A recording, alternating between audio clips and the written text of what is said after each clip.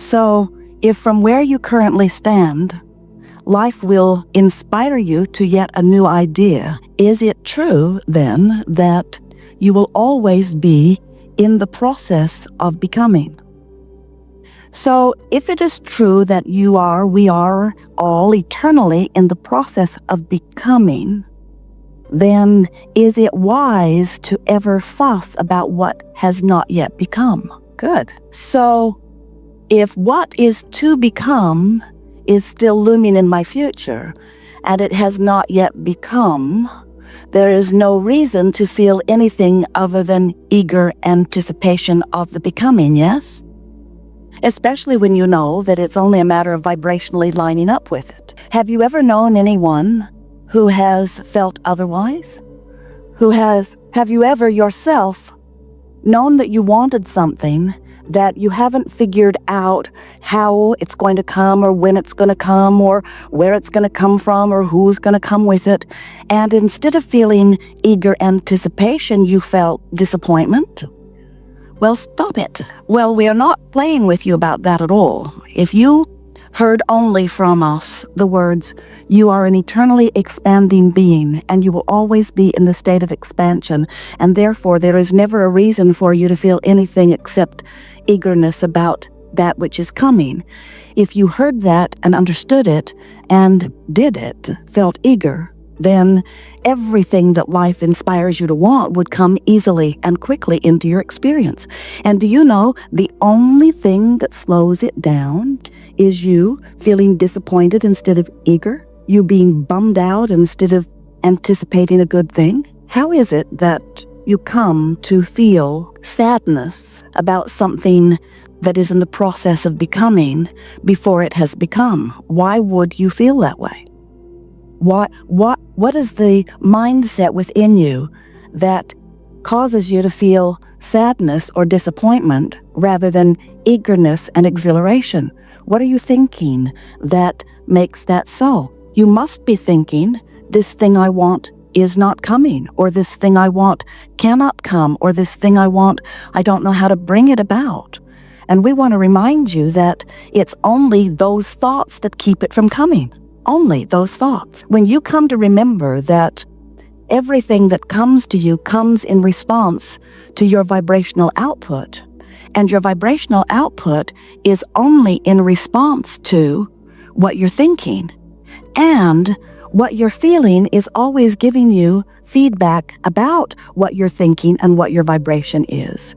Therefore, every time you feel an emotion that feels less than really, really good, you are offering a thought which is causing a vibration, which is affecting your point of attraction, which is keeping you from what you want temporarily.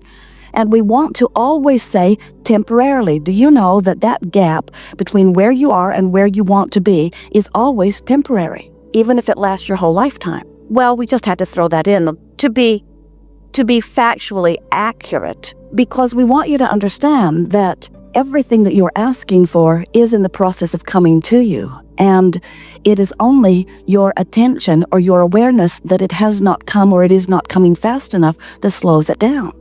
And when you make your transition into non-physical, when you stop, therefore, focusing upon what has not happened, and you allow yourself to become a vibrational match to everything that you've asked for, then you immediately close that gap. That gap between where you are standing right now in your physical form and that which you have expanded to because of your awareness here. We want to give you briefly, many of you have heard it, in fact most of you are aware that you are more than this physical being that you see here in this body. You are source energy expended here. And the source energy part of you is clear and sure and excited about life. The source energy part of you is eager and knows its worthiness. The source energy part of you is the dominant part of you. The source energy part of you is that eternal part of you who has always been present in your experience, that eternal part of you that never ceases to be, that eternal part of you that law of attraction has been responding to forever. So that eternal part of you, that source energy part of you, that inner being part of you, projected a part of its attention or consciousness into the physical form that you know as you. And in doing so, expanded its awareness into a leading-edge time-space reality, just as you wanted to do. Oh, and the eagerness that you felt about doing that, because you understood that the variety of this time-space reality would inspire endless new ideas and preferences and conclusions from you. So, here you are, a part of your consciousness in this physical body, surrounded by contrast that causes you to constantly, and we're not kidding you about that, all day, every day, come to many conclusions at many levels of your being about what would be an improved experience. The selfish nature of every perspective that exists says that you are infinitely and intimately, delicately and precisely and constantly choosing from that which is around you for that which would be an improvement. It's the nature of an expanding consciousness, of which we all are. So as life inspires within you this awareness of what would be an improvement, the source energy part of you focuses upon that idea of improvement and becomes it instantaneously, vibrationally.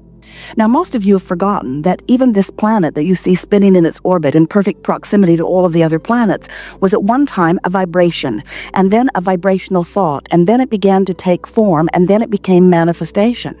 And we want to say to you, all things are that way, and everything that you are creating is that way too. So we want you to feel an exhilaration when we say to you that the source energy part of you that expresses itself through you, this physical being, when you in your physical form give birth to a new idea, that non-physical part of you rides that rocket of that new idea and embraces it fully, holds it completely. We've written a book and given it the best title ever, because the title says everything that we want you to know. Ask and it is given.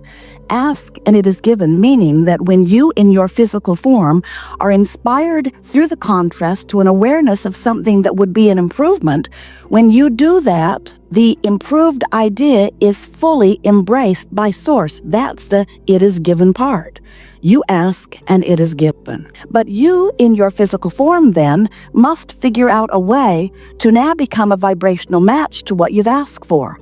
And you don't usually do that instantaneously. In other words, the blessed contrast inspired you to knowing what the improvement would be. But most of you are still standing over there in the contrast that made you long for the improvement.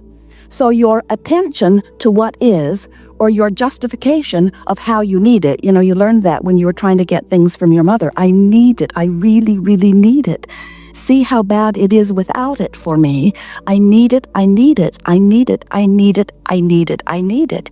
And your mother, bless her heart, ruined you. When she heard your need and responded to it, she gave you a distorted view of how law of attraction worked. She circumvented law of attraction, went out of her way to give you in your time of need, and therefore distorted your world, and that's why it never worked out, because eventually she became to resent you using her as the vortex through which all your good came. Remember that day she pecked you on the head and said, "Get lost"? In other words, isn't it true that when you are in this vibration of neediness, even though you might be able to eke out some response from those well-meaning people who want to help you out in your need, that when you beat that drum of neediness, even though you may get some dear hearts to respond to you, the thing that really happens is, in your neediness, you block yourself from all of the abundance that is waiting for you in your vibrational escrow. Because what's waiting for you in your vibrational escrow, that which is being held in vibrational escrow by the source energy part of you, can only be accessed by you when you become a vibrational match to your vibrational escrow and to the source energy that is holding it for you in vibrational escrow. In other words, you just can't get there from there by focusing on there. You've got to turn toward where you want to be, and then you begin moving in that direction. Our favorite way of expressing this to you quickly and accurately is to say to you that as this source energy being, this eternally expanded being that you are, as you come forth into this physical form and you know what you don't want, you know what you do want. And every time you know what you do want, Source rides that rocket. And in Source riding that rocket, from your experience, the sensation that it feels like to you is momentum. In other words, it begins to get a momentum moving toward that which you're asking for. Now, the reason that you feel that feeling of momentum is because you're living contrast. You're asking, you know what you don't want, you know what you do want, you know what you don't want, you know what you do want. As you are knowing what you do want, and Source is embracing this idea of this new expanded version of your life experience, you're not creating for the world, you're not creating for anyone but for you. You're saying, given what I'm living and giving these conditions and giving this contrast, this would be an improvement for me. And Source says, you should know we will hold that vibrational thought for you. Not only will we hold it, we will become it. Now think about what that means. You're getting the sense, we're hearing many of you beginning to talk about law of attraction. As you get the sense of law of attraction, which says that which is likened to itself is drawn, now think about this eternal being that has been vibrating and attracting unto itself long before you came forth into this physical body. Contemplate for just a moment what the attraction power to that vibration must be. Now, think about you here in this physical body, and think about the things you're thinking about, and think about what that attraction power might be. So, here's the thing we really want you to get, because as you hear this next part and it resonates with you, you will accurately then understand the guidance that you were born with. You will understand who you are, your reason for being, and how to fulfill that which you came forth to be. In other words, everything that you are hinges upon this, and we believe that you will hear it easily. So, the non-physical part of you is offering a vibration which law of attraction is responding to. It's a powerful vibration. Can you feel it? What you are thinking here in your physical time-space reality causes you to offer a vibration, and law of attraction is responding to it. So if law of attraction is responding to the two vibrational aspects of you, what must that feel like to you? Well, if you're thinking thoughts of love, then you're standing in the same place. And as law of attraction responds, you feel aligned, you feel elated, you feel exhilarated, you feel passion and eagerness. But if you are hateful or angry or disappointed, and that's the drum you're beating, and law of attraction is responding to that vibration, but who you really are is love and appreciation. As law of attraction responds to both vibrations, what it feels like to you is tension. And that's what negative emotion is. Negative emotion always means you are, by virtue of whatever you're giving your attention to, activating a vibration that is literally pulling you apart. Makes sense to you? Now, when you think about it, so here you are in your physical expression. Life causes you to want this. You want this, the source energy part of you becomes it, and literally, this is the thing we so want you to hear, becomes it so powerfully that that current is calling you toward the fulfillment of it.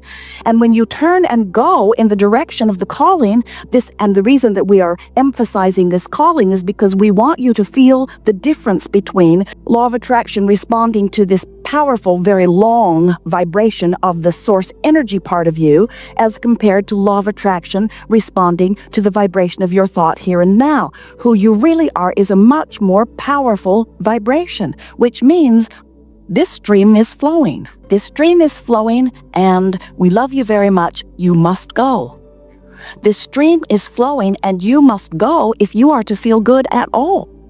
Jerry and Esther went whitewater river rafting in Colorado last year, and the river guide said to them right off, "Friends, this is not Disneyland. We cannot turn this river off. This river is going to have its way with you." And that's what we want to say to you. This river is having its way with you. You must go. And if you go willingly, you feel great. And if you go reluctantly, you don't feel good.